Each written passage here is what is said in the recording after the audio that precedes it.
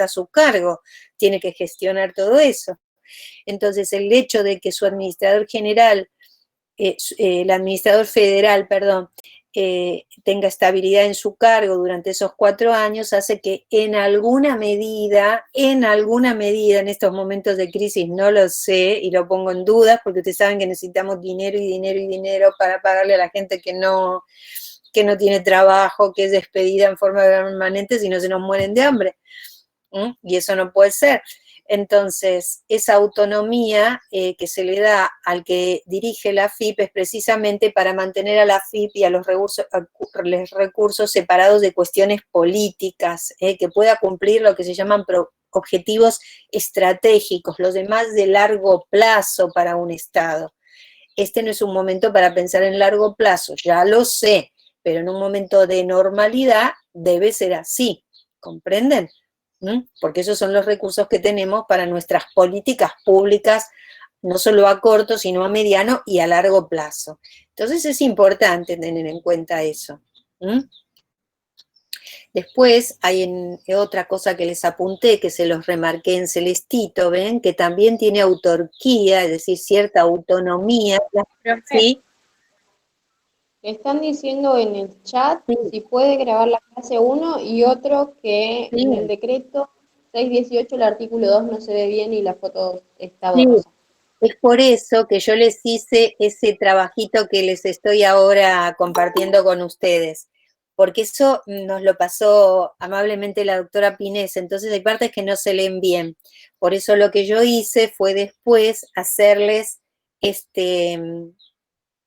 sí, a ver, lástima, no grabé hasta ahora. ¿Ninguno de ustedes ha estado grabando? Me quedé tranquila por eso. Hola, profe, yo estoy grabando, pero mi internet no es muy estable, que digamos. Bueno, ya estoy grabando ahora. Yo también, profe, estoy grabando. Ahora, grabar. Pide consentimiento, aceptar. Ya está. Yo a partir de ahora estoy grabando también. Bueno, entonces les decía que yo por eso hice este trabajito que se llama Autonomía de la AFIP y sus funciones básicas. Y que les agregué después otro trabajo, pero es más jurídico, del que surge, que en realidad esto de la autonomía y de la autarquía son conceptos muy cercanos, pero lo que quise marcarles a ustedes es que la Administración Fiscal de Ingresos Públicos, conocida como AFIP, tiene cierta autonomía, cierta autarquía. ¿Por qué? Porque es la que recauda para llevar a cabo las políticas públicas estatales, ¿comprenden? No es que ella cobra como una recaudadora y le quitan la plata de cualquier lado, no.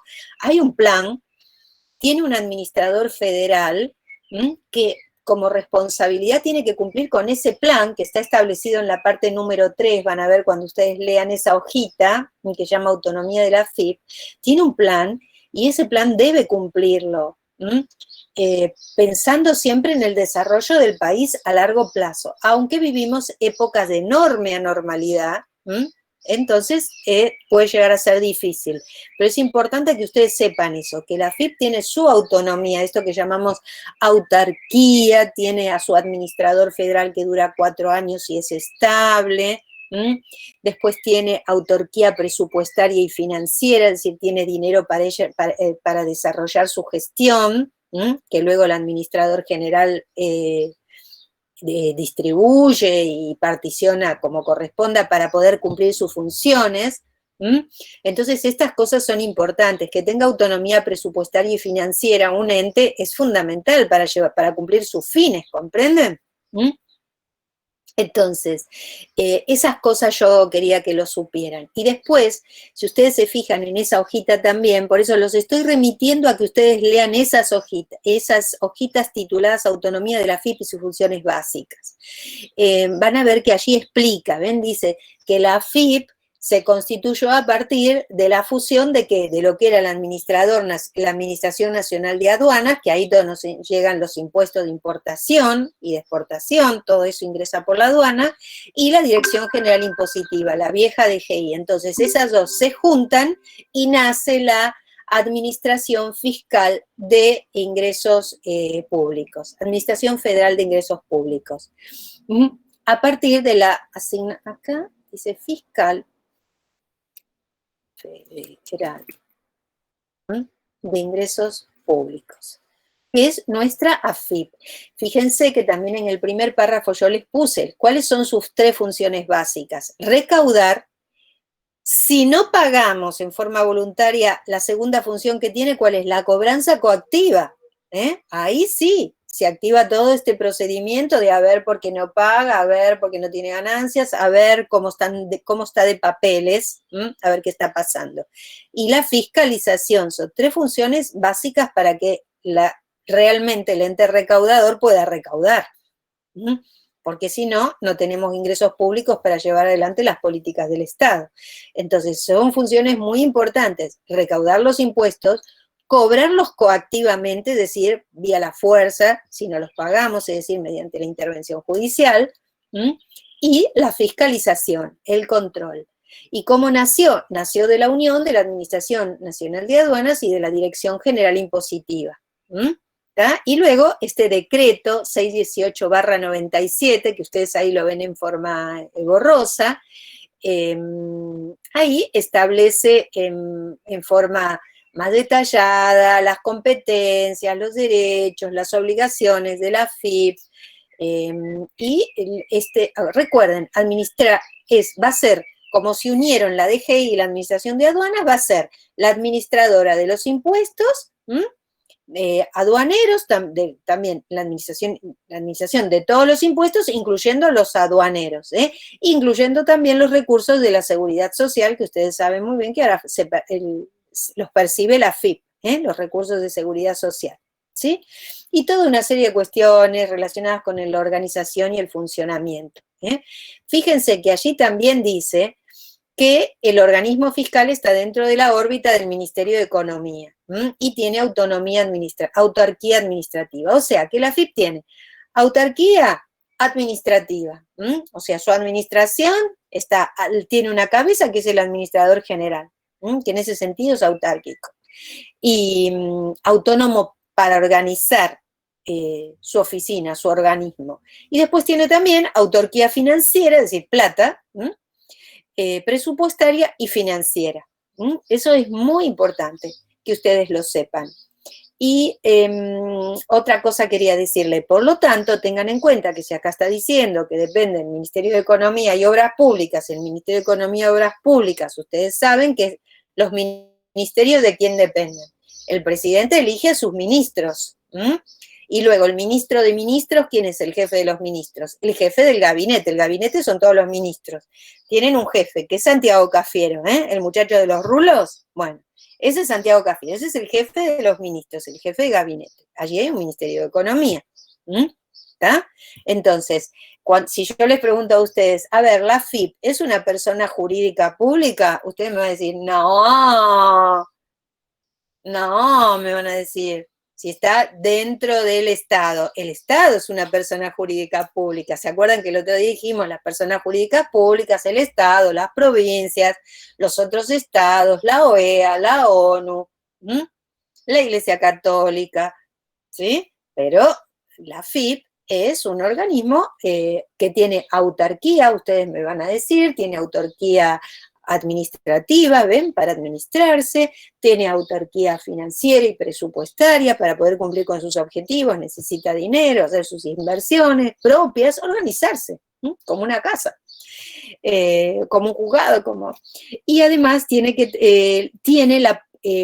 también tiene autonomía desde el momento en que quien la dirige, que es el administrador federal, dura 4 años en forma estable en su cargo. Entonces, esto es importante que lo sepan. Entonces, con esto que miramos muy por arribita, vamos a ver las preguntas ahora.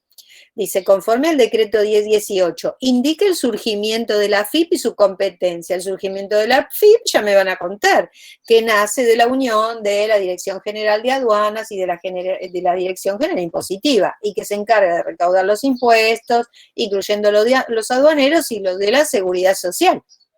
¿Cuál es su competencia? ¿Cuáles son sus funciones? Profe, Sí. ¿dónde están leyendo las preguntas? Ahora lo estoy leyendo en el trabajito, donde dice Guía de Abordaje Bibliográfico, el que hay una copia para cada uno, que se llama la AFIP, documento de Google. ¿Lo ven? Tienen una sola cosita subida, que se llama la AFIP. ¿Entraron ahí? Sí, ahí entré. Bueno, cuando entras ahí dice, para tener en claro qué es la FIP, leer los materiales adjuntos, utilizando como guía de tu lectura las 3 preguntas que figuran en el documento de Google titulado La FIP. Y el documento de Google titulado La FIP es ese primerito, ¿viste? ¿Lo ves? Que es el que te va a aparecer con una copia a vos para trabajar. A mí solamente me aparece el decreto 618, ¿Mm? la clasificación entre públicos, entre la clasificación entes públicos y autonomía de la FIB y sus funciones básicas. ¿Y no te aparece como documento de Google la FIP? No. Si te fijas a la derecha donde dice tarea asignada, está el Sí, ¿Cómo? es el que te aparece la copia para trabajar. A ver, que te explique tu compañero, háblale. Si te fijas en el mismo link, a la derecha hay una parte que dice tarea asignada y abajo dice tu trabajo o algo por el estilo, que es un documento de Google. Si lo cliqueas es Pero yo estoy el formulario que tenés que completar. Ahí me fijo. Fíjate que tiene que estar la opción donde dice tarea asignada. Ok. O si no, vas arriba a la derecha que están los 3 puntitos y pones modo escritorio y ahí te muestra. Igualmente te lo puse en el chat por si lo querías mirar, las preguntas. ¿Las Ya lo ven? encontré, gracias. ¿Sí? Bueno, Sí, ya lo encontré. ¿Listo? bueno. Y ahí tienen esas 3 preguntitas, que lo que es, en realidad es una guía para leer, que es lo importante de eso. Ven que después ahí en la 1 dice, indique si es una persona jurídica. Si es una persona jurídica, ¿qué tipo de persona jurídica de las que el código establece? ¿Persona jurídica privada? Ni ahí una persona jurídica privada. Y es una persona jurídica pública, ustedes se fijan en el 146 y van a ver que no da para que sea una persona jurídica pública, incluso por todo esto que acabamos de leer, ¿no? Y después el artículo 3 prácticamente repite el 1 porque les dice, conforme el artículo 3 del decreto indique las funciones y las facultades de la FIP. ¿Sí? Las funciones son esas 3 que mencionamos y las facultades es lo que la FIP puede hacer cuando uno no cumple con el pago, con la presentación de declaraciones juradas y con el pago de los impuestos en su caso. Para que ustedes tengan idea de eso. Me importa mucho que sepan, que conozcan este decreto, es importante, muy conocido además. No es que ustedes se tengan que acordar decreto 618, pero sí más o menos que sepan que esta gran reforma impositiva fue allá por el gobierno de Menem. Ustedes saben que Menem gobernó durante la década del 90, tuvo 2 presidencias, así que 8 años, un montón. Entonces, por la década del 90, casi en el año 2000, en el año 97. O sea que es la FIP es casi una millennial. Tiene ya 20 añitos, tiene un administrador que dura 4 años en su cargo, tiene autarquía financiera, autarquía administrativa, tiene un administrador general estable, y es precisamente en el Estado el organismo encargado de recaudar, de cobrar en forma coactiva si no los pagamos voluntariamente, y hay conocimientos más finitos de esto, pero no es el momento, ¿eh? Me importa mucho que sepan sobre todo esto, ¿no? ¿De dónde surge la FIP? ¿De dónde surge la FIP? ¿Sí? ¿Y cuáles son sus funciones? Y cuando dice coactivamente no es que puede por la fuerza física, cuando decimos coactivo es mediante acciones judiciales. Bueno, ustedes ya han visto un ejemplo en el primer caso que tuvimos, era precisamente de una SRL y los problemas que tenía con la FIP. O sea que dentro de las funciones de la FIP, que es lo que estaba cuestionando la SRL, está esta de clausurar preventivamente, si se dan los requisitos que establece la 11.683. Entonces, me importa esto porque suponiendo que yo les hiciera alguna pregunta relacionada con este tema del amparo y de la FIP, que yo les pregunte, bueno, la AFIP es una persona jurídica pública, y ustedes me digan, no, doctor, es un organismo autárquico, sí, tiene autonomía, pero es un organismo del Estado, depende del Poder Ejecutivo. ¿Comprenden? Es una persona jurídica pública. ¿Está? ¿Queda claro lo que pretendo? ¿Sí? Y después las funciones, bueno, las acabamos de leer.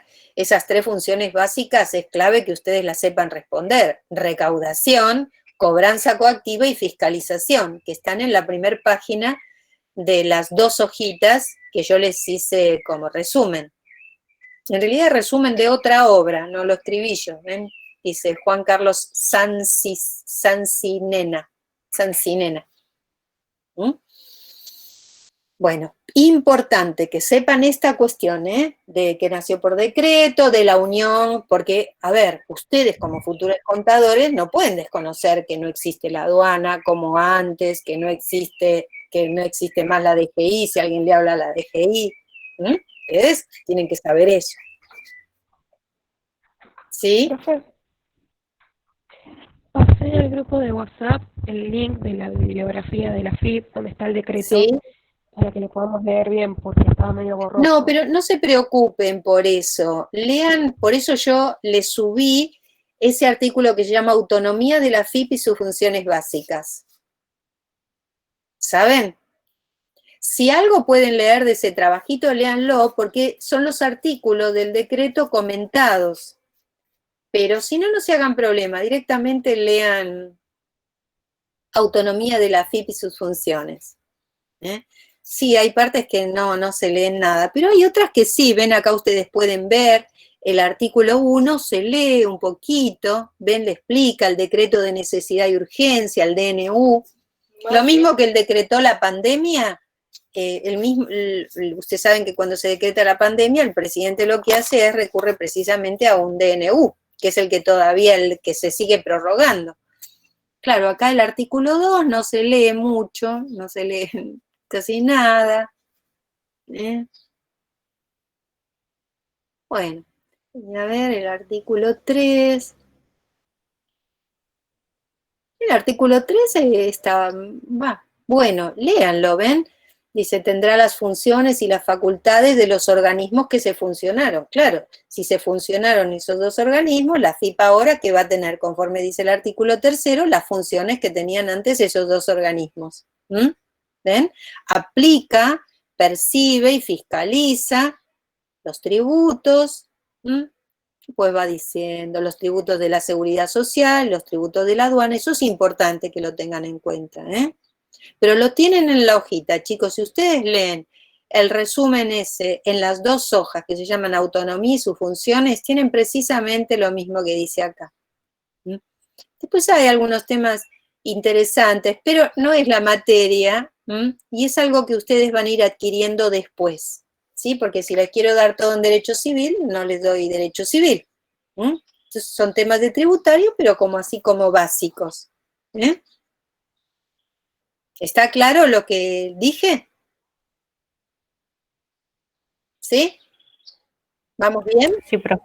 Bueno, entonces esas 3 preguntitas, siéntense ahora cuando terminamos la clase, agarran la compu. Bueno, a la 1 tal cosa, a la pregunta 2 tal cosa, a la pregunta 3 tal cosa. ¿Qué hace la FIP? Recauda, cobra coactivamente cuando uno no paga y fiscaliza. Punto, esas son las funciones. Explique cómo surgió. Surgió por un DNU. Un DNU donde se explican cuáles son sus funciones, cómo está organizada internamente, qué es lo que va a cobrar, y surgió de la unión de la Dirección General de Aduanas y de la Dirección General Impositiva, de la DGI. ¿Por qué se llama FIP? Porque es la administradora del federal de los ingresos públicos. Bueno, y ya está. Y ya está hecho el trabajo. No se dejen estar con las cosas, porque eso lo hacen en 10 minutos, lo suben a la página y ya está. Y después lo estudian un poquito y ya está, y ya es una cosa hecha. ¿Entienden? No les puede llevar, con lo fresquito que lo tienen ahora, mucho más de, 10 minutos, con esas 2 hojitas delante de la vista, ¿saben? Bueno, entonces, ahora sí, volvemos primero vamos a darle otra vueltita más, son las, también, hasta las 5. La semana pasada ustedes me dijeron que tienen grabada la clase, entonces me quedo bastante tranquila porque habíamos hablado de bienes propios y gananciales, me hicieron la pregunta, yo se los expliqué, creo que más o menos está, si no, vuelvan a escuchar la clase, qué son los bienes propios y los bienes gananciales. Les dije que la persona física, uno de los atributos, perdón, persona humana, no se dice persona física, esa es una vieja palabra del viejo código. La persona humana, a diferencia de las personas jurídicas, ¿sí? Después vamos a hacer hincapié en ese tema también, por qué es lo que tienen las personas jurídicas. No tienen estado civil, sin duda, pero las personas humanas sí tienen estado civil. Uno de sus atributos es el estado civil. Y yo les expliqué que ese estado civil era estar casado, estar soltero, estar viudo, estar divorciado. ¿Se acuerdan eso? Y les dije también que cuando uno es casado, los bienes se dividen en propios y en gananciales. Pero cuando uno es soltero, o está divorciado, o es viudo, los bienes que uno tiene son bienes personales. Ahí no hay gananciales, porque está uno solito. Está sin esposa y sin esposo. Entonces, cuando uno está solo, de estado civil, soltero, viudo, divorciado, los bienes se denominan bienes personales. Cuando uno contrae matrimonio, se crea lo que se llama la comunidad de ganancias, la vieja sociedad conyugal. Recuerden esto, no se llama más sociedad conyugal. Vieron que cuando uno contrae matrimonio, enseguida se abre un tema que es el patrimonial, porque no es que solo es el amor y los hijos, sino que también hay aspectos patrimoniales. A los aspectos matrimoniales del matrimonio se le llamaba sociedad conyugal en el viejo código. Ahora se llama comunidad de ganancias. La comunidad de ganancias. Y sepan que antes en el código solamente había comunidad de ganancias, la sociedad conyugal como comunidad de ganancias, es decir, bienes propios y bienes gananciales. Pero en la actualidad el código da la oportunidad a los esposos, esto me gustaba decirlo y el otro día no se lo dije, da la oportunidad a los esposos a tener un régimen patrimonial diferente al de comunidad de ganancias. ¿Han oído hablar de esto? ¿Han oído? No, profe, yo no. Bueno, entonces en la Argentina, en la actualidad, no es necesario, a ver, no, Profe, no es, ¿cómo? prenupcial, que si no es el certificado prenupcial que se firma para dividir los bienes o algo así. A ver, otro tema más me abrís con eso. A ver, ordenémonos para tener la cabeza en orden. Matrimonio, no relación, uniones convivenciales o como todavía ustedes le siguen llamando concubinato, que no se llama así, se llama unión convivencial. Entonces, matrimonio, si no hay matrimonio, nada de esto. Matrimonio, cuando uno contrae matrimonio, hay una relación entre un hombre y una mujer. Lo ideal es que sea que se casen enamorados o por cariño o con amor. Eso es un aspecto, la pareja de cónyuges, no cónyuges, cónyuges, con G. Y por otro lado, se da inicio a lo que llamamos régimen patrimonial del matrimonio, es decir, los aspectos patrimoniales del matrimonio. A los aspectos patrimoniales del matrimonio, chicos, se les llama régimen patrimonial del matrimonio o régimen matrimonial. Recuerden esto. A los aspectos económicos patrimoniales del matrimonio se les llama régimen patrimonial del matrimonio o directamente regímenes matrimoniales. A mí me gusta más llamarle régimen patrimonial del matrimonio. ¿Sí? Bueno. Antes, en el viejo código, solamente había dentro de los regímenes patrimoniales del matrimonio, solamente existía el régimen de comunidad de ganancias, que era lo que llamábamos sociedad conyugal. Sociedad conyugal, el régimen de comunidad de ganancias. En ese régimen de comunidad de ganancias, vieja sociedad conyugal, era en la que cuando uno contrae matrimonio, sus bienes personales se transforman en bienes propios y luego los bienes que vayamos adquiriendo mientras estamos casados serán los bienes gananciales. Acuérdense que el otro día yo le aclaré que los bienes propios no son solamente los bienes personales que yo traigo de cuando era soltera, viuda o divorciada, es decir, antes de casarme, sino también aquellos otros bienes que aún estando casada recibo en forma gratuita, es decir, que no es hecho en forma conjunta con mi pareja. ¿Cuáles son los bienes que recibo por vía gratuita? Los que me regalan, es decir, por donación. ¿Cómo? ¿Las herencias puede ser? Exacto, por donación, que es por contrato, el contrato de donación, y por herencia, porque lo heredo. ¿Comprenden? Son dos vías por las que puedo recibir por vía gratuita. Supónganse que una tía o alguien me regala, qué sé yo, un cuadro de Picasso, imagínense, y me lo regala. Eso es una donación, un contrato de donación. En el mundo jurídico, ustedes cuando eso lo registren, eso es un contrato, chicos. Lo que pasa es que no tiene contrapartida por parte de quien recibe el regalo, del regalado, si ustedes quieren. Le regalan, pero ¿qué es lo que hace el regalado? Es decir, el que recibe la herencia. Tiene que hacer algo, si no el contrato no está perfeccionado. Tiene que aceptar esa herencia. Supongan que ustedes vienen y me quieren hacer un regalo y me regalan un libro. Bueno, para que eso ingrese en mi patrimonio y yo me transforme en la dueña, tengo que aceptar esa donación. El contrato de donación es gratuito, pero es así. A mí me dan algo y yo lo tengo que aceptar. ¿Comprenden? Por eso, cuando son inmuebles, se hacen por escritura pública, y en la escritura pública tiene que constar la aceptación de la persona a la que le regalan. Si uno no lo acepta, no se perfecciona el contrato, porque el contrato siempre tiene dos partes. Acuérdense de esto, dos partes. Por eso se llama contrato. Trato con otro. Contrato. Tratamos dos. ¿Está claro? Entonces, una de las vías por las que ingresan bienes propios, además de los bienes que yo me traje de cuando era soltera, viuda o divorciada, que eran los bienes personales antes, son los bienes que recibo por donación, que ingresan a mi patrimonio como por donación, o, como dijo nuestra compañera, por herencia, que los heredo, como vimos el otro día, por sucesión, mediante una sucesión. Y los otros bienes, los que adquirimos a lo largo de la vida matrimonial, no por vía gratuita, son los bienes gananciales. Ahora, este régimen se llama régimen de comunidad. Y acuérdense que de los bienes gananciales, cada uno de los esposos va comprando bienes gananciales. También los dos pueden comprar en condominio. Pueden comprar en condominio 50 y 50 cada uno. Pero si no, cada uno compra los suyos, y eso no significa que el otro es dueño mientras dure el matrimonio. El otro no es dueño. Tiene un derecho en expectativa que se va a actualizar, es decir, va a ser real, actual, en el momento ya sea del divorcio o de la muerte del otro cónyuge.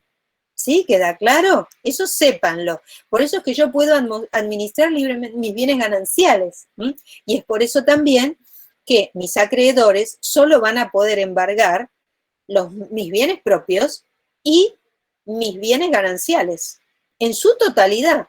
En su totalidad. No es que mi esposo, por ejemplo, puede venir y decir: hey, acreedores de mi esposa, ustedes sobre el 50% de los bienes gananciales de ella no pueden embargar, No, él no puede venir a decir eso. Y ¿saben qué? Hay muchos abogados que inician este tipo de reclamos y no solo los pierden, sino que tienen que pagar las costas, es decir, los gastos del juicio por haber cometido ese error. Estaba entrando frío ya por mi ventana.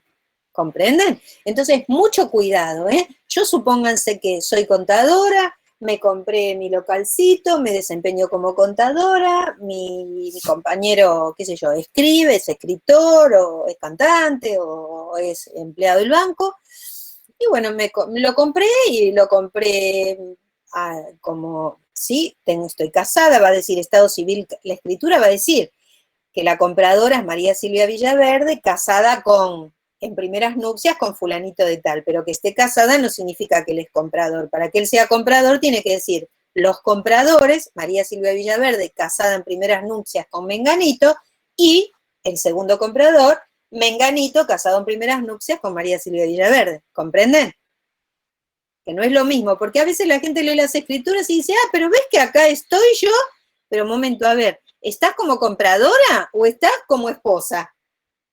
¿Comprenden? Porque está como dato, sí, dice casado con, está bien, casado con, pero para que sean dueños, tiene que decir que hay dos compradores, que uno es él casado con María y la otra compradora es María casada con José. Ahora, si yo compro solita, yo como contadora, compro solita, qué sé yo, hago gasto de papelería, por ejemplo, en mi empresa, y bueno, y no pago. Entonces, los acreedores pueden llegar a decidir a pedir un embargo sobre el localcito, donde me desempeño, donde tengo mi estudio contable, me piden el embargo. Mi esposo, aunque ese bien lo hayamos comprado estando casados y sea un bien ganancial, no puede decir, mire, acreedores, usted solo pueden embargar el 50% del local del estudio de mi mujer, porque este 50% sabe que es ganancial y es mío. No, no es así. Le van a decir, el juez le va a decir, ¿sabe qué? Mire, se equivocó. Su señor, usted, señor, como esposo, tiene derecho al 50% cuando, si se divorcia o cuando su esposa se muera. ¿Comprenden, chicos?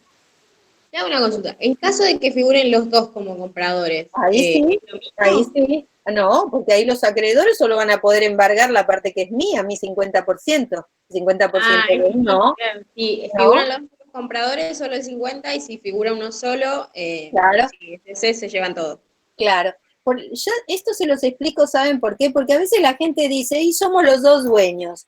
Bueno, son los dos dueños y en la escritura dice que son los dos dueños. Si en la escritura, si no compraron los dos, no son los dos dueños. Usted es la esposa del dueño y como es esposa y está casada, si se divorcian o si él se muere, usted tiene sus derechos en la sucesión y tendrá sus derechos como esposa divorciada. ¿Entienden la diferencia, no? Profe, y para vender, en el caso de que quiera vender, que solo esté la dueña o cómo es? Ahí hay algo muy importante, porque ahí lo que el código hace, por eso la gente, eso es lo que hace a la gente confundir y creer que es dueña. Por eso le doy el ejemplo de los acreedores, que es donde mejor se ve. Porque si no, uno cree que es dueño. ¿Qué ocurre? El código, lo que lleva a confusión es esto, el código anterior y y es muy importante ese artículo. Lo que dice es que si, supongan que yo quiero vender ese local, lo compré yo soy la dueña, en la escritura dice que estoy casada con José y lo quiero vender, lo pongo en venta. Bueno, viene un comprador, vamos a hacer el boleto, entonces ahí me dicen, mire, María Silvia, tiene que venir a firmar su esposo. Suponete que yo le diga, no, ¿por qué? Si la dueña soy yo, y yo administro mis bienes, y no, ¿sabe lo que pasa? No es que él va a decidir si usted vende o si usted no vende, pero él tiene que dar la autorización, tiene que estar en conocimiento de que usted se está deshaciendo de este local. ¿Por qué? Porque él tiene un derecho eventual al 50%, entonces él debe de conocer que usted se está deshaciendo de este bien. ¿Comprenden cómo se asegura la ley de que uno controle? Porque si no el otro, de mala fe, puede estar vaciando los bienes, ¿comprenden? Los bienes gananciales. Entonces, ¿qué es lo que le pide allí la ley? La autorización del otro. El otro tiene que venir y firmar, se llama el asentimiento. Y esta es otra cosa que da mucha confusión. Si ustedes fueran realmente dueños, si hubieran comprado los dos, el elemento de los contratos se llama consentimiento. Pero el asentimiento es sinónimo de autorización. Esto es otra cosa que tienen que saber como contadores. Asentir es autorizar. Papá, ¿puede ir a la cancha? Sí, dale. Le di autorización, asentí. Asentir. ¿Sí? ¿Está? El consentimiento es algo diferente en derecho, es un elemento de los contratos, es decir, cuando uno hace un contrato consiente en que va a hacer tal cosa, es uno de los elementos fundamentales. ¿Sí? Entonces, lo que se le pide al cónyuge que no es dueño de los bienes, que no es titular del dominio del bien cuando se quiere vender el bien, es el asentimiento, es decir, asentimiento como sinónimo de autorización para vender. Entonces tiene que firmar tanto el boleto de compra-venta como después la escritura. Es muy importante eso. Ustedes siempre tienen que mirar bien cuando algún cliente suyo o ustedes van a comprar un bien inmueble, primero bien las fechas y compararlas con el certificado de matrimonio, mirar bien que en la escritura digan que está casado con tal persona, no quedarse solo con lo que dice la escritura, sino también después ver los certificados. Eso ya lo mira el escribano, pero ustedes lo deben saber. ¿Cuándo contrajo matrimonio? Porque a veces no ponen nada, pero si están casados lo que vale es eso, el certificado de matrimonio. ¿Se acuerdan que lo hablábamos el otro día con relación a los vecinos que ustedes tenían en sus barrios? Que creían que tenían que casarse de nuevo.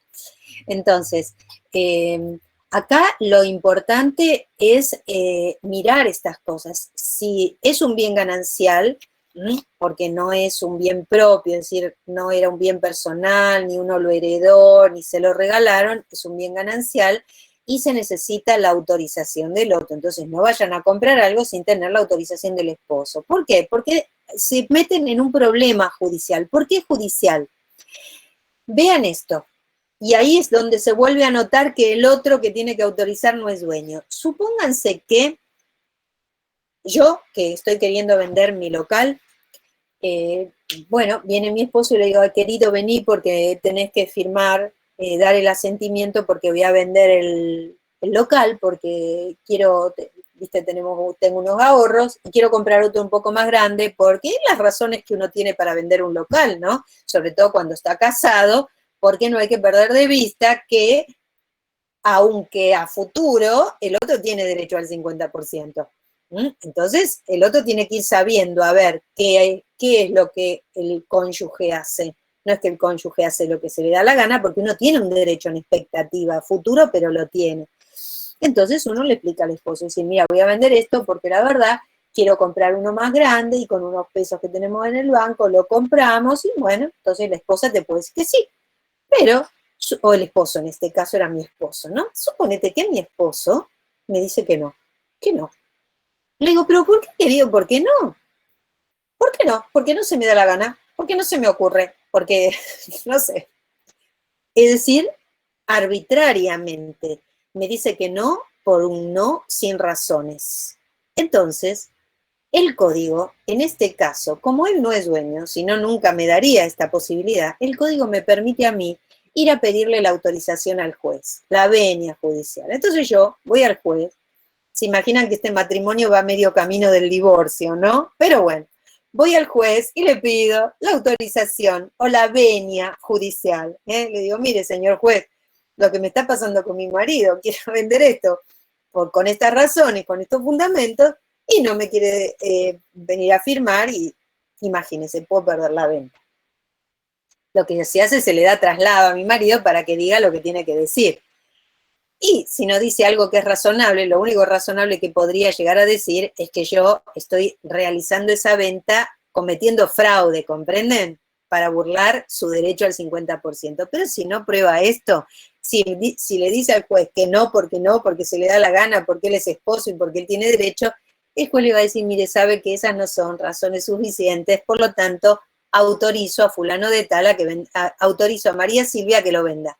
Y me dicta una sentencia autorizando la venta del bien. Sí, mi esposo. Le preguntó Noelia algo, pero sobre la venta de un auto en el chat. Si fue comprador o no. Profe, independientemente si fui comprador o no con mi marido, claro, es esto mismo que estoy explicando, Noelia, tenés que dar la autorización, por supuesto, tenés que darla. Claro, tenés que firmar el 08. Claro, pero es por esto, lo estás autorizando, sí. Cuando compras, por ejemplo, un auto y después tenés que hacer la declaración jurada, si el Sí. auto está en nombre, por ejemplo, tuyo, ¿también lo tiene que declarar tu marido el 50%? No, porque el auto es tuyo. Porque yo a veces por ahí con mi mamá le ayudo a hacer la declaración y ponen la mitad a nombre de mi papá y la mitad a nombre de mi mamá. El auto está a nombre de mi mamá. No. No, porque el titular el titular es el dueño. Ese 50% es a futuro, son bienes gananciales. ¿Comprendés? El 100% es de tu papá. Sí, sí, pero me entró la duda porque dije, uy, cuando hago las declaraciones me parece que le estamos haciendo mal. Fíjate, en la declaración nos dice también la parte del cónyuge. Hay una que es para el cónyuge y otra que es para él. Claro. Entonces, la declaraban en la parte, por ejemplo, mi papá, todo lo que, los autos a la mitad de mi papá y mi mamá también, los autos a la mitad para mi mamá. Pero ahí no tiene condominio. No hay condominio. Al menos que hayan comprado el auto entre los dos. Exacto, ahí hay condominio. Qué bueno que soy soltera, profe. Todo en nombre de uno. Menos problema. Sí. Lo que pasa que, vos fíjate que ahí, cuando, como en la declaración jurada dice que es de estado civil casado, ya se sabe que se viene el 50%, hay un derecho en expectativa, ese 50% en el futuro. Pero en el futuro, no es un derecho actual que yo lo tengo hoy. Vos fíjate que mi esposo no puede disponer de ese 50%. Y fíjate otra cosa que te da la pauta de que no es dueño. Yo, mediante un pedido de autorización judicial, vendo mi local. En cambio, si él fuera dueño, de ninguna manera yo le puedo ir a pedir a un juez que porque el otro no quiere me autorice a vender el local. ¿Comprendés? Si fuera de los dos. ¿Comprendés? Porque vendría mi esposo y diría, acá tengo mi escritura de dominio, yo soy el dueño, señor juez, usted no puede, claro, con ningún juez lo haría. ¿Comprenden la diferencia, no? Si fuera un condominio, por supuesto tenemos que firmar los dos como dueños y hacer la escritura, los dos vendiendo como dueños. ¿Entienden? Una cosa es ser el dueño y otra cosa es ser el esposo del dueño y tener derecho al 50% en caso de divorcio o en caso de fallecimiento. Bueno, entonces, hasta aquí, chicos, estábamos con lo que llamábamos dentro del régimen patrimonial del matrimonio, el régimen de comunidad. Pero ahora, este código permite otra cosita más, permite otro régimen distinto, que no es esta comunidad del 50%, que se llama régimen de separación de bienes. Artículo 505 a 508, son 4 articulitos nada más, y cada uno hace la suya con los bienes. ¿Está claro? Profe, ¿puede repetir los artículos, por favor? 505 a 508. Y ahora hay algo importantísimo que dijo uno de sus compañeros. Porque, a ver, ¿cuándo se decide esto? A ver, nos vamos a casar. El mes que viene, dentro de 2 meses, y no tomamos ninguna decisión con relación a nuestros bienes, ni siquiera se nos pasa por la cabeza, porque lo único que pensamos es en que estamos enamorados y bla, bla, bla, bla, y toda esta historieta, ni nos permitimos siquiera hablar de los bienes, ni de que vamos a hacer un régimen de separación de bienes, ni nada de nada, ¿no? Nada, no decimos nada. En ese caso, si nosotros nos casamos y no decimos nada con relación a los bienes, no queda estipulado ni establecido nada, el régimen que rige es el régimen de comunidad, el que acabamos de explicar, de los bienes propios y de los bienes gananciales. ¿Queda claro esto? Si yo me caso y no decimos nada, rige el régimen de comunidad de gananciales. ¿Está claro, chicos, esto? Eso lo dice el artículo 463. ¿Ven? Dice, a falta de opción, si no optamos nosotros cuando contraemos matrimonio, rige el régimen de comunidad, con bienes propios y bienes gananciales.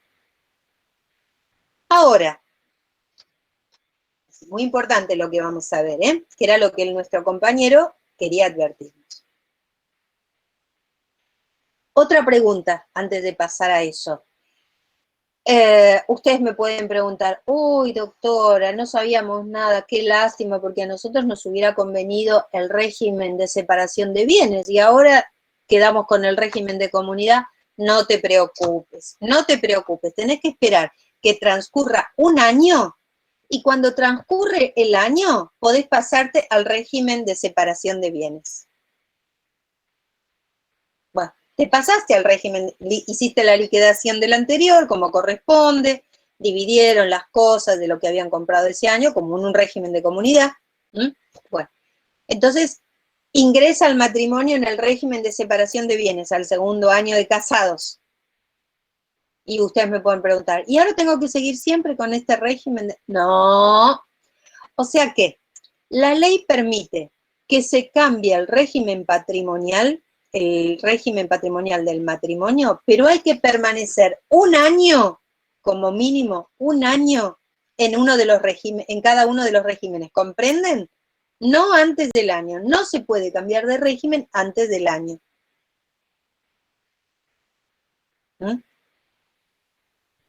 Y ahora algo muy importante. Antes de casarnos, podemos resolver también estas cuestiones. Y eso se hace por lo que se llaman convenciones matrimoniales. Convenciones matrimoniales. Eso está en los artículos 446 a 450.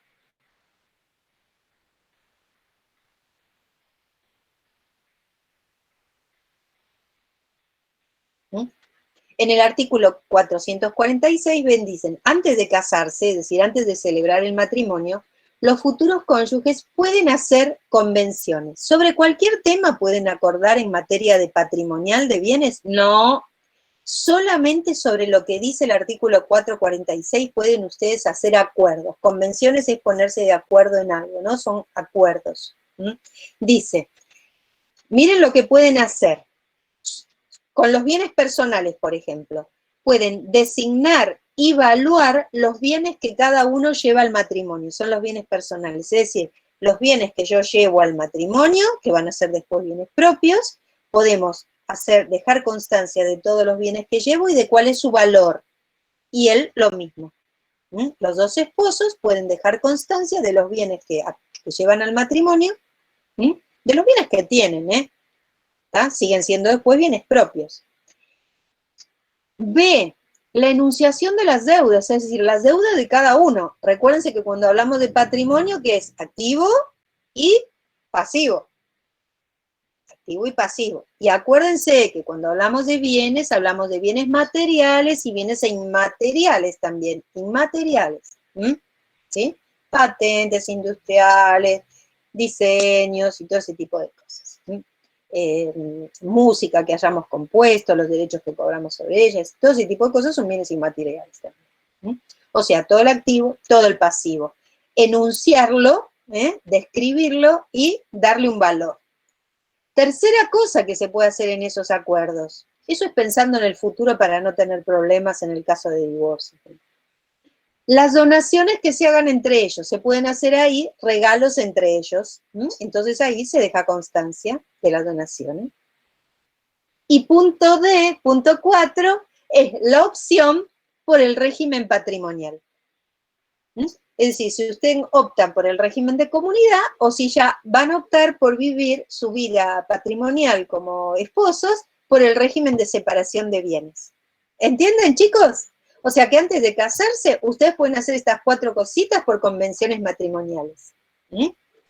Profe, Si luego no en se el casan, régimen de separación, ¿sí? o sea, si ponen un régimen de separación, todo lo que compren cada uno durante el matrimonio va a ser suyo, solo suyo. Así es.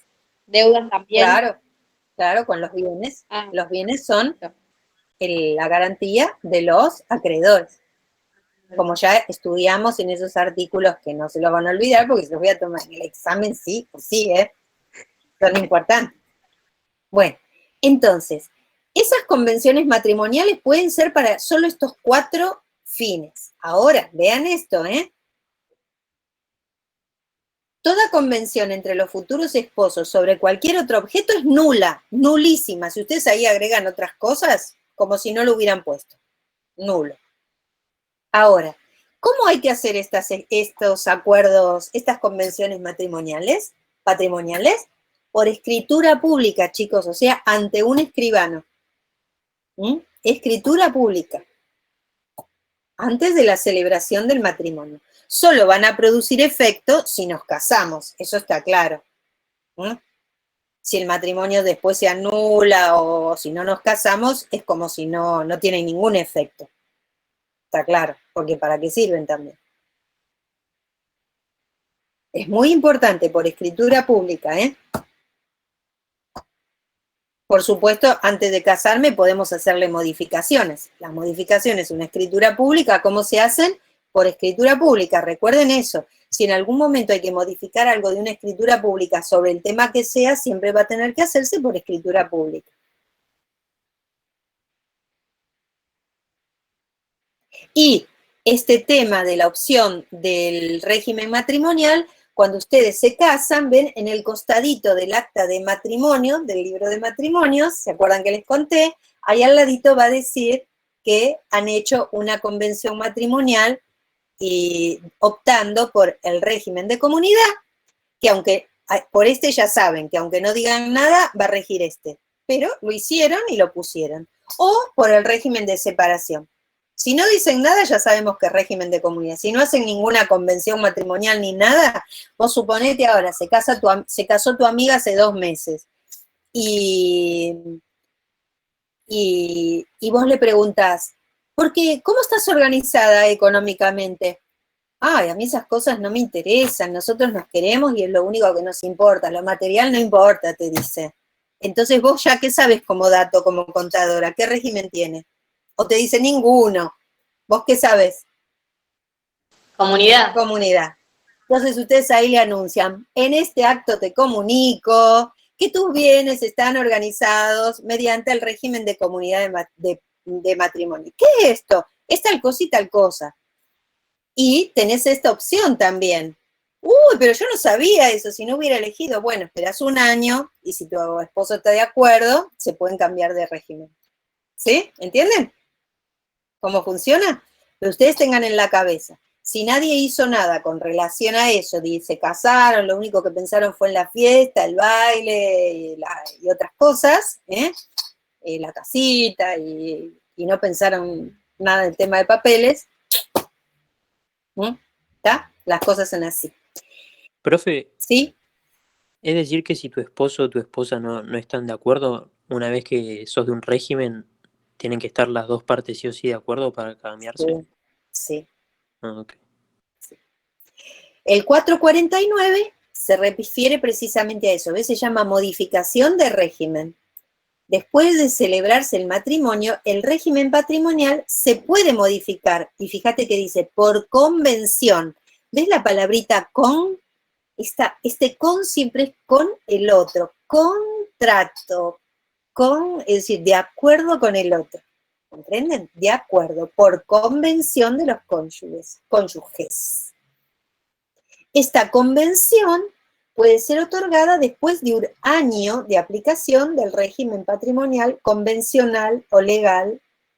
Dice convencional o legal, ¿por qué? Porque el régimen patrimonial convencional es aquel que nosotros hacemos mediante una convención, ahí elegimos. Y el legal es si no dijimos nada, rige lo que dice el artículo que leímos antes, el legal, lo dice la ley, el régimen de comunidad.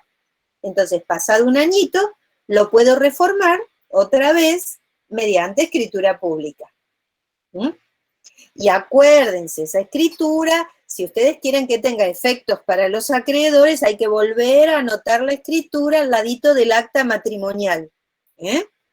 Como se va a anotar, por ejemplo, si se divorcian, después al lado del acta de matrimonio va a figurar la nota sobre la sentencia de divorcio. Bueno, acá también se va a agregar ahí en un costadito del acta de matrimonio, en el libro de matrimonio del registro civil, va a decir que cambiaron de régimen. Profe, y en el caso que nunca se cambie y ponele, ¿no? Que se divorcien, los bienes se los lleva del dueño, digamos. El que... ¿Nunca se cambian y cuál tienen? ¿El de comunidad? Es comunidad, claro. No, pero vos estuviste el otro día. ¿Qué pasa en el de comunidad? ¿El dueño de quién? El de los bienes propios, cada uno se lleva los bienes propios. Ok, ahí está. Los bienes gananciales, no. Los bienes gananciales se pagan todas las deudas y después se dividen por la mitad, tanto todos los gananciales que yo compré como todos los gananciales que compró mi esposo. Ah, está perfecto, ahí está, me quedó claro, gracias. Ahí es donde se actualiza tu derecho al 50%. Recién ahí vas a ser dueña. Antes tenías lo que se llama un derecho que no es actual, en expectativa, porque si el bien se vende no tenés el derecho. Y además también se lo pueden consumir las deudas que se tienen o los honorarios de los abogados. A veces hay gente que se pelea tanto, yo muchas veces se lo decía en las audiencias, le digo, miren, con esto que están peleando se están generando honorarios para el abogado, le podrían haber regalado un autito o una moto a su hijo o a su hija. Porque, viste, cuanto más te peleas, como todo después se calcula sobre los bienes. Bueno, acá hay algo importante que dice este artículo sobre los acreedores, y como ustedes van a ser contadores, esto es muy importante. Dice, los acreedores, por ejemplo, si yo estoy viviendo en régimen de comunidad y en este momento que vivo en régimen de comunidad también contraigo deudas, a ver, mis acreedores, ¿qué garantía tienen? Mis acreedores. Mis bienes. Exacto. Entonces, para ellos les importa mucho qué régimen de comunidad yo tengo, si tengo separación de bienes o si tengo régimen de comunidad, ¿comprenden? Entonces, vean lo que dice el artículo, los acreedores anteriores al cambio de régimen, es decir, nos cambiamos de régimen, pero antes tuvimos, por ejemplo, régimen de comunidad o régimen de separación de bienes. Entonces, los acreedores que sean anteriores al cambio de régimen, que sufran algún daño, ¿por qué van a sufrir algún daño? Porque los bienes, ¿se acuerdan que eran la garantía común de los acreedores? Entonces, a ver, dice que sufran algún perjuicio por tal motivo, pueden pedir la inoponibilidad en el término de un año desde que conocieron el cambio de régimen. Es decir, supónganse que algún acreedor se ve perjudicado por este cambio de régimen porque se modificó su garantía. Entonces, lo que puede hacer es decir, miren, a mí me tienen que seguir para que yo cobre mi deuda, me tienen que tener en cuenta el régimen que estaba vigente cuando yo me convertí en el acreedor. ¿Comprenden? Porque si no le cambian las reglas de juego al acreedor. ¿Entienden esta idea, no? Los acreedores nunca se pueden ver perjudicados por el cambio de régimen. Alguien preguntó, me parece que es Belén, pero no se escuchó, Belén. Cuando cambio el régimen, por ejemplo, si yo tengo el de comunidad y lo cambias al del régimen de separación, ¿los acreedores siguen teniendo los derechos o ellos pueden frenarte y que no te cambies de régimen? No entiendo. No, ellos no es que pueden frenarte, no, eso no lo pueden hacer. Lo que sí pueden hacer, si algún acreedor se ve perjudicado en su garantía, pedir individualmente el acreedor, ¿viste? Pedir, judicialmente lo tiene que hacer, que ese cambio de régimen para él no sea considerado, ¿entendés? Porque a él lo perjudicó esto. Pero tiene que ser un acreedor anterior y por hechos anteriores, ¿se entiende, no? No por hechos nuevos. ¿Comprendés? Fíjate que dice un acreedor anterior al cambio de régimen. Un acreedor tuyo anterior que tenía en cuenta tus bienes como su garantía. Vos ahora cambiaste de régimen, todavía no le pagaste. Y él, con este nuevo régimen que vos tenés, ve que puede peligrar su garantía, la garantía de pago. Entonces puede pedir que no le apliquen el régimen, suponete, el de separación de bienes, porque con eso está afectada su garantía. Pero en el caso de que le demuestre al juez que se afecta su garantía, pero ustedes como esposos siguen con el régimen que eligieron, no significa que cambie el régimen porque el acreedor se opone. Pedir que sea inoponible significa que a él no lo afecte el cambio nada más, que para él no sea tenido en cuenta el cambio, ¿comprendés?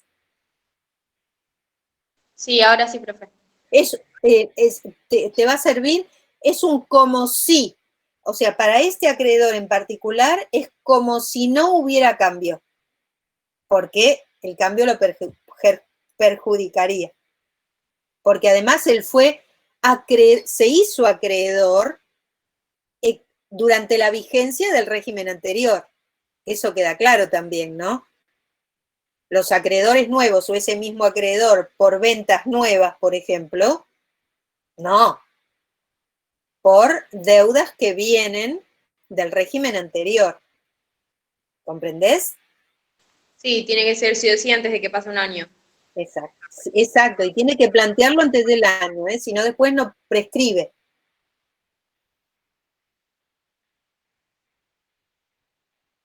Bueno, ¿quedó claro esto, chicos? Sí, profe. Sí, profe.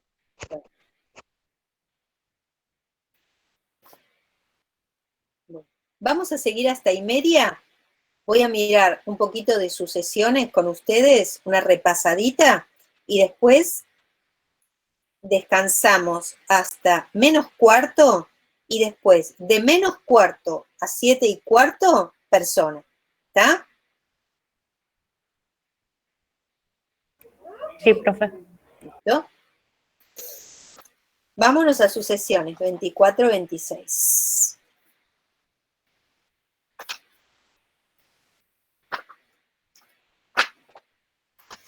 Alguien me preguntó el otro día en el WhatsApp y yo le dije que le iba a subir guías de lectura para el examen, para que ustedes estén orientados. Ahora lo que tienen que hacer es ir leyendo todas las cositas que le di. Después van a tener la guía.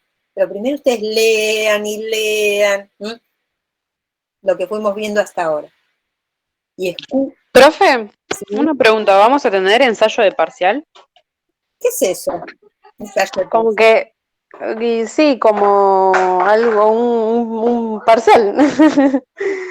Para saber cómo va a tomar, profe. Yo nunca... Sí, pero eso ya lo hablamos antes, lo vamos a hablar antes, sí.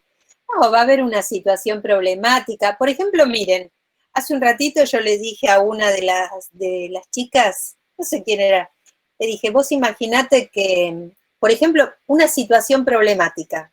Quizá les pongo 2 situaciones problemáticas para resolver y 2 preguntas para responder. Por ejemplo, como preguntas podrían ser, ¿cuáles son las funciones de la AFIP? ¿Cómo nació la AFIP? Y ustedes me dirán, de la unión de la Dirección Nacional de Aduanas y de la DGI. ¿Cuáles son las funciones? Recaudar, cobrar coactivamente y fiscalizar. ¿Tiene autonomía o autarquía la AFIP? Y ustedes me van a decir, sí, tiene autarquía administrativa, tiene autonomía financiera, y además tiene un administrador federal estable que dura durante 4 años en su cargo. Ahí está. Esa es una pregunta. ¿Y una situación problemática qué sería? Supónganse que yo les diga, te encontraste con una amiga que se casó hace un mes y le preguntaste, ¿bajo qué régimen patrimonial del matrimonio están viviendo? Y ella te dice, bajo ninguno, a nosotros no nos importan esas cosas, solo nos importa el amor. Entonces yo te voy a preguntar, ¿vos qué?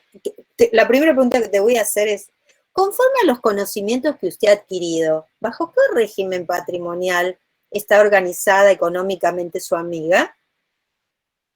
Y ustedes me van a decir, bajo el régimen legal, que es el régimen de comunidad, porque lo dice el artículo tal, o porque yo lo sé, porque lo estudié. ¿Está? Y yo les puedo preguntar, ¿y qué le dirías a tu amiga? Y como tengo si tuvieras mucha confianza, te diría. Si no, no, me quedaría calladita. Si tuvieras mucha confianza. Y le digo, mirá, quiero contarte que si vos no dijiste nada, el régimen patrimonial de tu matrimonio es este. Entonces, hay bienes propios, hay bienes gananciales, y le contás todo lo que vos sabés, ¿no? Y también le contás que luego de vivir un año bajo el régimen de comunidad, que ella no estaba enterada que estaba viviendo en él, pero en el que está viviendo, puede hacer el cambio por el régimen de separación de bienes que ahora también existe en la Argentina. ¿Comprenden? Eso es una situación problemática. Sí, profe, se entiende. Y también le podría plantear alguna cuestión ambiental, podría ser alguna cuestión ambiental, o alguna cuestión relacionada con el tema de los indígenas y su patrimonio, todas cuestiones de estas que nosotros conversamos acá entre nosotros. Esas son situaciones problemáticas. Profe, perdón, ¿qué artículos hablan del régimen de comunidad y del régimen de separación? Como para anotarlo. Recién les dije, el régimen de están todos juntitos acá. Las convenciones matrimoniales de las que hablamos recién son los 4 primeros artículos. Mira, para que se ordenen. Mira que me los voy a traer para acá. Ahí está.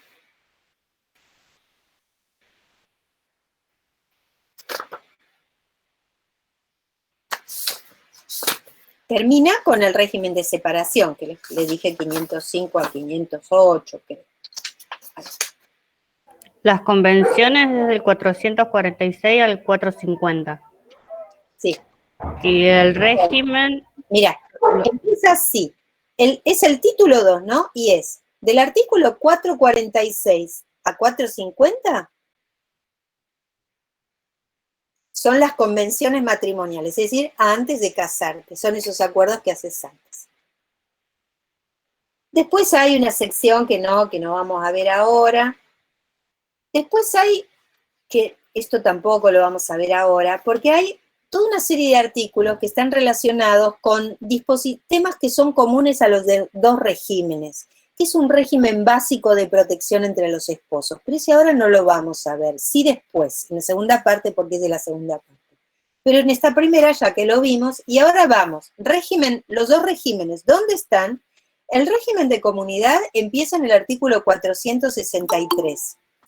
En el artículo 4, Franco fue quien preguntó, ¿no, Franco? Sí, profe. Bueno, Franco, mira, en el 463 es que se llama carácter supletorio, donde dice que si no decidieron nada, rige el régimen de comunidad. ¿Mm? Después, inmediatamente, empieza un artículo que es larguísimo, tiene casi tantos incisos como letras del abecedario, termina en la letra ñ, que es el 464, se refiere a bienes propios. ¿Por qué es tan largo? Este artículo es muy útil, porque ahí lo que se hizo en la reforma fue todas aquellas cuestiones que antes traían problemas y que la gente había ido a los jueces y los jueces las tuvieron que resolver mediante sentencias, ahora ya están incluidas acá las soluciones. Problemas que se presentan con los bienes propios. Después, en el 4, primero es bienes de los cónyuges, bienes propios, 464, bienes propios, y 465, bienes gananciales.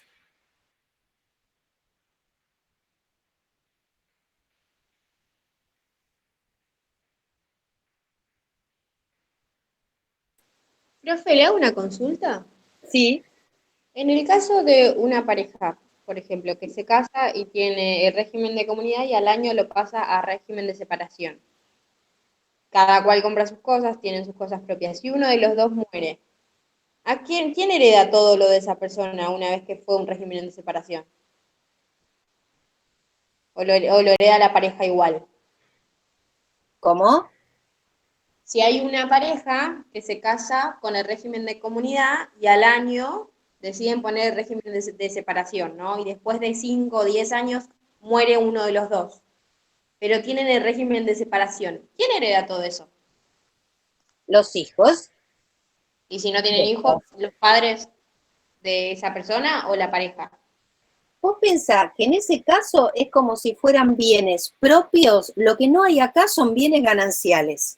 Hay bienes todos como si fueran todos propios. Entonces, a ver, la esposa va a heredar en la medida en que es una heredera con los hijos. ¿Comprendés? Lo que pasa que la esposa acá no se lleva nada de 50% de gananciales, porque cada uno tiene sus bienes propios. Entonces, fallece y hereda el otro. Hereda como qué, como cónyuge o como hijo, pero no hay ganancialidad. Se reparte si el están casados, mira, si están casados, los herederos son siempre herederos con independencia del régimen patrimonial del matrimonio. Entonces, si están casados, primero se tiene que disolver la comunidad de ganancias. Es por eso que el cónyuge se lleva el 50% de los gananciales. Todo lo demás va a sucesión. O sea, el 50% del esposo más todos los bienes propios. En el caso de que sea separación de bienes, ¿qué tenés? Todos los bienes serían como si fueran propios. ¿Entendés? Entonces ahí no hay ningún 50% que se lleve. Va a heredar como si fuera una heredera más, con los hijos. Como heredera, como los hijos. ¿Hereda en partes iguales con los hijos? En partes iguales. Ah, perfecto, tenía Como esa los duda. hijos. Como un heredero más. Es una heredera más. Ah, y en caso de no tener hijos, le queda igual a ella por ser la esposa, Claro, por más que claro, tiene ese- claro. Ah, perfecto. Bueno, Tenía esa duda. no, le queda a ella, no. Si viven los padres de él, no. Si viven los padres de él, mitad y mitad. Mitad los padres de él y mitad ella. Si no viven los padres de él, entonces sí, ella lleva todo. Ah, listo. Adelante, porque me surgió esa duda. No, lo único Recae. que, ¿sabés cuál es la diferencia acá? Que no tenés ganancialidad. Porque esto trata de cuál es el régimen, régimen económico de una pareja. Y el régimen económico de una pareja, ¿cuál es? Cada uno por su lado y cada uno con sus bienes, administrando y disponiendo de sus bienes. Ahora, si uno de ellos se mueren, se abre la sucesión. Y la esposa es como un heredero más. Es heredera, pero no tiene el 50% como tenían los en el régimen de ganancialidad. Porque no hay que liquidar ninguna sociedad conyugal. Claro, pero en el caso de divorcio, cada cual se lleva lo suyo. Exacto. Ahí es distinto, cambia. No, claro, ahí es diferente. Sí, Ah, perfecto. sí, ahí es diferente. También en el régimen en el divorcio también es distinto porque ahí no hay herederos, entonces el esposo o la esposa se llevan cada uno sus bienes propios. Cosa que en la sucesión no pasa porque en la sucesión la mujer heredan los bienes propios. Sí, tenía esa duda con respecto a la muerte de uno de los dos por esto Sí. del régimen de separación. Hay diferencia por el tema que en un caso uno está muerto, ¿viste? Entonces ya no se puede llevar los propios. Pero es como un heredero más. La mujer ustedes la cuentan como un hijo. En el caso que hay hijos, ¿no? En el caso que hay hijos. Que tiene una porción como los hijos, porque si lo que hay es ascendientes, ahí ustedes saben que la división es por mitades.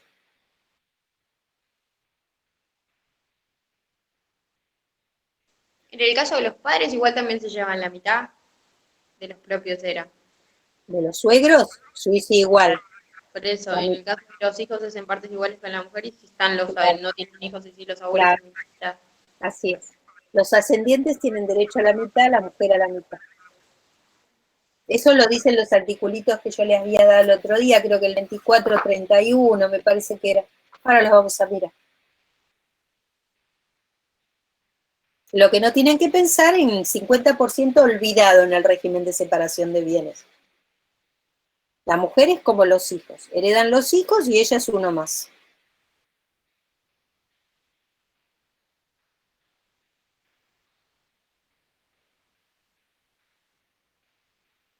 Estaba contestándole yo a...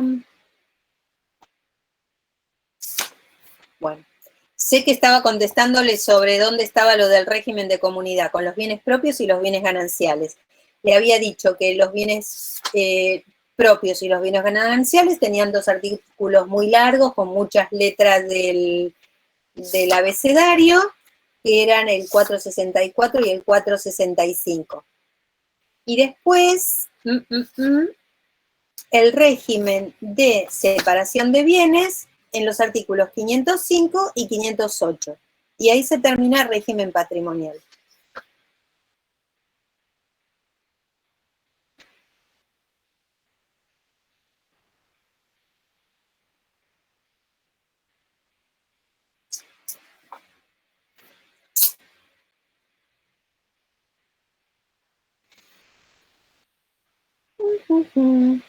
¿Ya? ¿Seguimos adelante? Sí, profe. Vale. Chicos, lo importante de esto, porque hay muchísimo más para decir, y es muy lindo todo, hay mucho, mucho más para decir, pero ustedes piensen que ustedes van a ser contadores, entonces quizás siempre es bueno saber todo, pero con esto que yo les voy diciendo, lo que a mí me interesa es que ustedes sepan, por ejemplo, en qué parte del código está, que existe esto de las convenciones matrimoniales, que hay dos regímenes. Yo eso se los voy a preguntar. Supónganse que una situación también problemática podría ser un amigo suyo se va a casar, ¿m? Y lo invita a tomar un café para comunicarle que se va a casar. Entonces usted, como contador, le pregunta, ¿y cómo te vas a organizar con el tema de los bienes? Y él le dice, ¿para qué? Eso no es lo importante, pero a ver, contame un poco.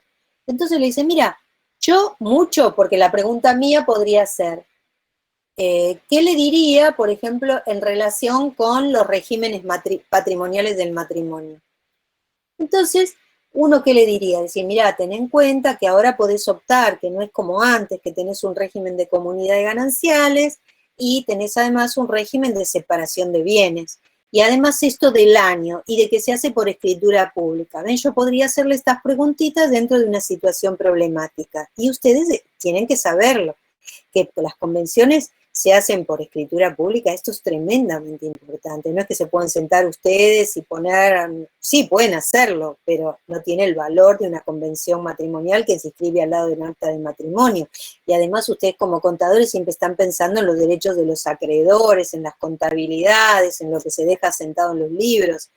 ¿Entienden? Entonces, ustedes como amigos, vicio de contador o vicio de estudiante de ciencias económicas es andar contándole las cosas que uno se entera y que son muy útiles en la vida. Entonces, o viene un amigo y le pregunta, che, vos que estudiás de contador, ¿no me asesorás un poco sobre en el matrimonio cómo es este asunto de la comunidad de ganancias? Usted le va a decir, oh, mirá que no es solo comunidad de ganancias, hay también régimen de separación de bienes. Ah, sí, contame. Y entonces usted le dirá que hay bienes propios, que hay bienes gananciales, que el régimen de separación de bienes no hay bienes propios ni gananciales, que son todos bienes personales. ¿Entienden? Esas son situaciones problemáticas. Son problemas que ustedes ya pueden resolver con los conocimientos que tienen. Eso es lo que es muy importante que sepan de esta materia, en este punto. Lo mismo que la parte de sucesiones, que sepan este asunto de los bienes propios, de los bienes gananciales, de cómo heredan la esposa, de cómo heredan los hijos, de que los que se llaman colaterales no tienen derecho a legítima. Entonces yo puedo hacer si yo no tengo esposo, ni hijos ni hijas, ni nietos, ni nietas, ni padres, ni abuelitos, porque podría tener abuelitos también, y bisabuelos, que son ascendientes y heredan. Eso también tendría que explicarles ahora, porque cada palabra que digo, que me dicen, tiene más cositas. Pero si no tengo nada de eso, yo puedo hacer un testamento y dejarle los bienes, qué sé yo, a mi ahijado que no es mi pariente. Y mis primos, tíos y sobrinos no tienen derecho a decir nada, que son los parientes que se llaman colaterales. ¿Por qué? Porque ellos no tienen la legítima, no tienen derecho a una legítima. Yo a ellos puedo perfectamente desheredarlos. En cambio, a mis descendientes, hijos, hijas, nietos, nietas, no puedo desheredarlos, salvo que haya una razón grave, ¿no? Entonces le invocaré. Y si tengo esposa y esposo, menos que menos, y si tengo abuelita, abuelito, mamá, papá, tampoco. ¿Entienden? Entonces, eso es importante saberlo, porque ellos tienen derecho a la legítima. Pero los colaterales no tienen derecho a legítima, y ustedes eso deben saberlo. También lo dicen los artículos del código que yo les mencioné el otro día, que es muy útil que sepan dónde están. En el 2438, que habla de los parientes colaterales, ¿sí? Pero después no se hagan mucho drama cuando entren a leer los artículos y encuentran cosas un poco más, de más detalle. Esto ya es muchísimo para saberlo, porque incluso lo que un contador debe saber es cómo preguntar a un abogado, cómo acompañar a un cliente a un abogado, ¿viste? Si un cliente le dice, no me acompaña, o cómo recomendarle a un cliente un abogado. Mandar, por ejemplo, llamás a un abogado amigo y le decís, mirá, te mando un cliente mío que tiene tal problema, asesoralo sobre esto, sobre aquello, porque viste, él quiere saber. No es lo mismo no saber nada que saber, ¿saben? Entonces, por eso que ustedes tienen la materia. Asesorar un poquito sobre el tema sucesiones, ¿viste? porque ahí tienen una casa, que no está muy claro el tema de la escritura, ¿comprenden? Entonces, todos estos conocimientos se les dan a ustedes precisamente para esto, para que ustedes puedan, ¿no?, mantener ese diálogo interprofesional, asesorar mínimamente al cliente, acompañarlo. Tengan en cuenta, chicos, que si van a ejercer como contadores, incluso también estando en una oficina con otros contadores en una empresa, se los puede llegar a preguntar. Pero si son contadores del barrio, vieron contadores que se desempeñan ustedes como contadores independientes, ¿no?, con su estudio contable, los clientes al contador les suelen tener mucha confianza, un poco más de confianza que a los abogados. Primero que a los abogados lo ven solo cuando tienen problemas, en cambio al contador no, vieron con el tema de los impuestos, y uno lo va viendo y en forma siempre pacífica, sin jueces de por medio, y no desconfían tanto de ellos, porque los abogados tenemos como una fama de como que somos un poco más medios avivados, más vivos de lo necesario, como que hay que cuidarse de nosotros, y los abogados a veces también tienen un estilo muy formal, ¿no? Le marcan mucho la diferencia a la gente, le hablan con palabras muy raras, entonces hay gente que no, cuando le hablan con palabras raras dicen, pero mirá qué pedante, pero hay gente que le hablan con palabras raras que no entienden y piensan que el otro sabe mucho, no sé si les habrá pasado. Uy, debe saber un montón porque no le entiendo nada. Usa tantas palabras importantes que debe ser un tipo muy importante, ¿no? Lo que es un ganso. Porque una persona importante se adapta a los contextos en los cuales está hablando y tiene en cuenta quiénes son las personas que lo escuchan. Pero esto puede pasar y eso hace que los abogados no tengan la buena fama que deberían tener, como son efectores de la justicia al fin y al cabo. Entonces la gente le pregunta al contador, esa es mi experiencia, la gente con el contador se siente muy afín, el contador no le habla con palabras raras. ¿Bien? Entonces se van a encontrar muchas veces que le van a preguntar cosas y usted va a decir, no soy abogado. No queda bien eso decírselo al cliente, decirle, mira, no, yo no soy abogado, ¿viste? Pero te puedo orientar, te puedo acompañar, puedo decirte esto, lo otro. ¿Comprenden? Para eso sirven todos estos conocimientos. Y después, si a ustedes les gusta Derecho, estudian Derecho. Ustedes saben, yo soy contadora y abogada, las dos cosas. Así que tienen la facultad ahí al ladito. Cuando esta pandemia esté más controlada o si hay que seguir viviendo así, aprendemos a vivir con ella y volvemos a la facu, se puede estudiar las dos carreras. Acá hay que leer mucho, esa es la diferencia. Y en económicas, mucha práctica, sobre todo cuando empiezan las materias prácticas, mucha práctica. Pero bueno, entonces, vamos un poquito a sucesiones. Me engancho con ustedes hablando y la hora se me pasa. 24-26 a 24-41. Anoten, 24-26 a 24-41. Es para profundizar, para repasar lo que hablamos el otro día. Si ustedes escuchan el video del otro día, se van a encontrar con estas nociones. Ahora por arribita para hacer un repasito. Porque no quiero que las pierdan y quizás si no las menciono hoy. Entonces, ¿qué sabemos ya? Que si nos morimos y no hicimos testamento, no hicimos nada, no dijimos nada, ni nunca nos preocupamos por esta cuestión, el código ya se ocupó de decir cómo se van a dividir nuestros bienes. ¿Está? ¿Y eso dónde está establecido? Bueno, acá, a partir del 24-26. Por ejemplo, si tenemos hijos, el 24-26 ya nos dice que todos nuestros hijos van a heredar nuestros bienes por partes iguales.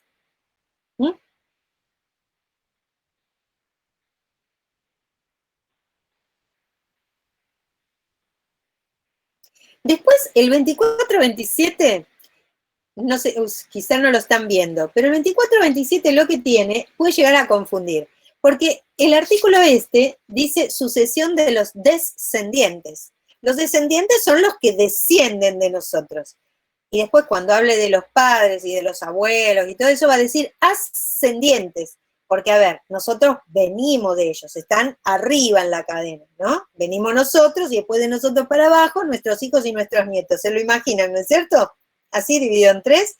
Arriba están nuestros ascendientes, los que nos trajeron al mundo.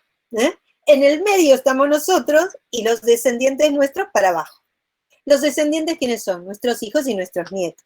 En el primer artículo 24-26 dice, heredan por derecho propio los hijos y por partes iguales. Pero el 24-27 habla de los otros descendientes. ¿Ven? Dice, sucesión de los demás descendientes. Y usted puede decir, ¿quiénes son? Son los nietos, los hijos de nuestros hijos e hijas. Dice, los demás descendientes heredan por derecho de representación, sin limitación de grado. ¿Qué es esto, chicos? Derecho de representación tiene un significado especial en sucesiones, ¿eh? No hay que confundirlo con otra cosa. ¿Qué es el derecho de representación? Por ejemplo, si muere alguno de mis hijos, vienen en representación de ese hijo mío fallecido, sus hijos, que son mis nietos.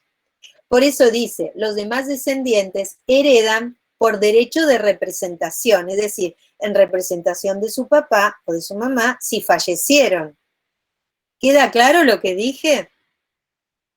Y vienen por la porción que tenía ese papá o esa mamá muerta, no es que heredan 3 partes como los otros hijos míos. Heredan, se dividen 3, la partecita, si son 3 nietitos, hijos de un hijo mío, se dividen entre los 3 la parte que le correspondería a mi hijo, mi sucesión. ¿Está claro? ¿Sí? Sí.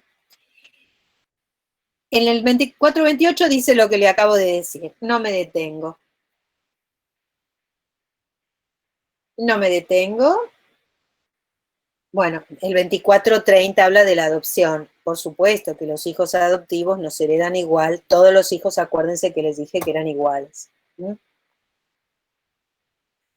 Y los hijos que tuvimos por técnicas de reproducción humana asistida se caen maduro que también. Todos son nuestros hijos. Bueno, entonces de ahí, de esta parte de descendientes, nuestros hijos como descendientes, todos por partecitas iguales, y luego los nietos en representación de alguno de nuestros hijos y alguno de nuestros hijos fallecidos. Se llama derecho de representación. Se lo puedo preguntar como situación problemática. Ténganlo en cuenta. Les puedo preguntar, se abrió la sucesión de mi hermano José, pero, porque mi hermano José falleció ahora en el mes de julio, por ejemplo. Pero uno de sus hijos había fallecido en diciembre y tenía 2 hijitos. ¿Cómo se distribuyen los bienes? Le podría llegar a la pregunta. No tiene esposa, tiene hijos solamente, ¿comprenden? Y ustedes me dirían, a la sucesión van a venir los hijos que tiene vivos y por la parte del hijo fallecido van a venir los nietos. Y le digo, ¿y por qué? ¿Con qué derecho? Y ustedes me van a decir, por derecho de representación de su papá. ¿Está claro? O sea que el 24-26 y el 24-27 deben saberlos. Ahora, el que no esté escuchando la clase, le va a resultar medio complicado entender el 24-27. Entonces ayúdenlo, si hay alguien medio descolgado, que por ahí no estuvo o no escuchó, se lo explican. Sucesión de los ascendientes, es decir, dentro de nuestra hojita blanca dividida en 3, hablamos de los descendientes, es decir, los que están debajo nuestro, y ahora vamos a hablar de los que están arriba nuestro, de nuestros ascendientes. Ahí tienen que imaginar, ahora, ¿qué les quiero decir, ya que estamos en representación? Para los ascendientes, chicos, es decir, los que están arriba, no hay derecho de representación. Pónganlo así grandote. Para los ascendientes, no hay derecho de representación.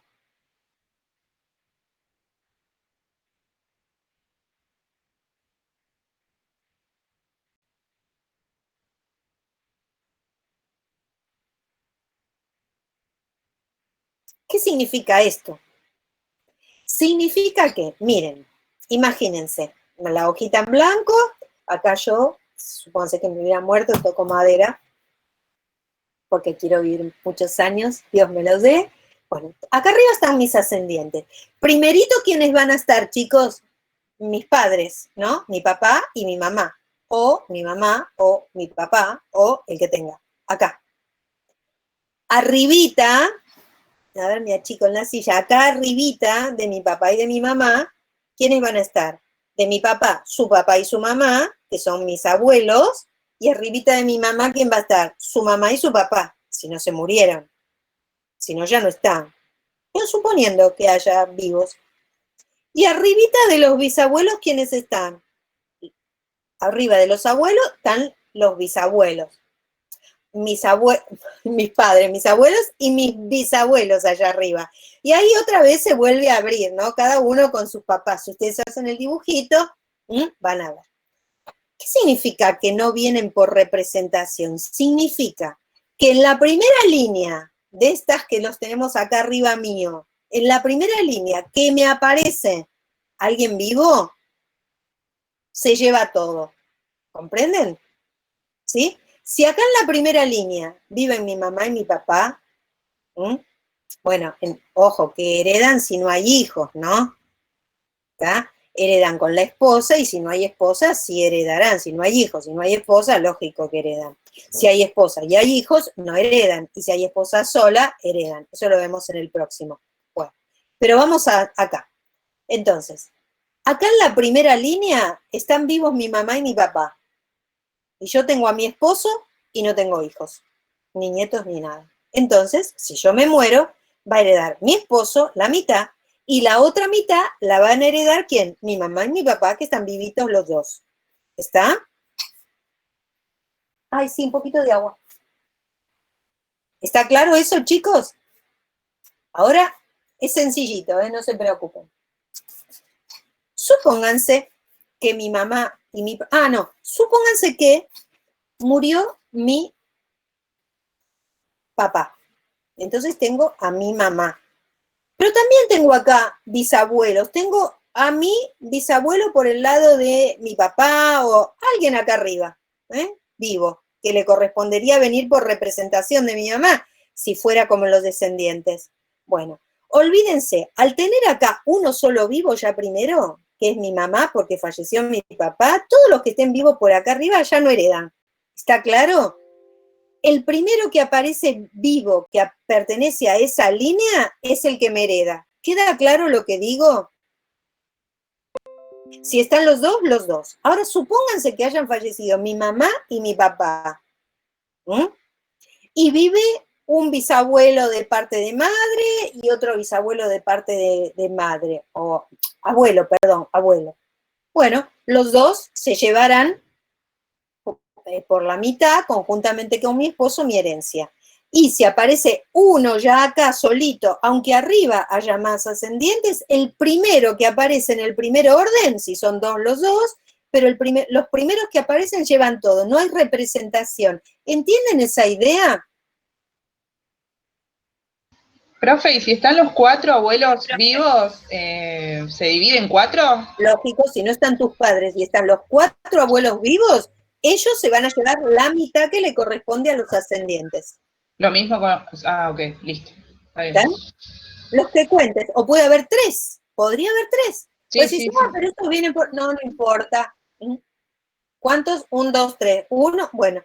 Y ya desplaza a los otros, ¿comprendés? Los otros quedan desplazados, no es que nadie viene en representación de nadie. Los primeros que aparecen en esas primeras capas, siempre las capas más cercanas, primero. Pero se llevan todo, aunque sea uno solo en la primera capa y en la segunda tengo a todos los abuelos vivos, pero tengo a mi mamá viva, mi mamá hereda todo. Ya los abuelos, padres de mi papá fallecido, no heredan nada, aunque estén vivos. ¿Comprenden? Sí, Sí, profe. Pero en caso de que haya 3, ¿se divide en partes iguales o se divide Claro. por matrimonios, por ejemplo? No, porque son tus abuelos. Por ¿Comprendés? eso, para los 3 le va en partes iguales, no importa que sean mi abuela de mi mamá y 2 de parte de papá, va en partes iguales para los 3. Exacto. Perfecto, perfecto.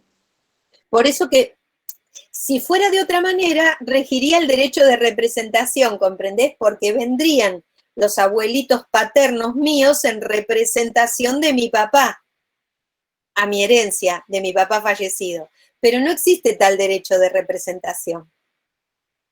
¿Comprenden? Cuento. Los primeros que aparecen en la niña heredan. ¿Sí? Bueno, a ver qué dice el código. Dice, ¿Cuándo? Porque el artículo 2431 se llama supuestos de procedencia. ¿Qué significa esto?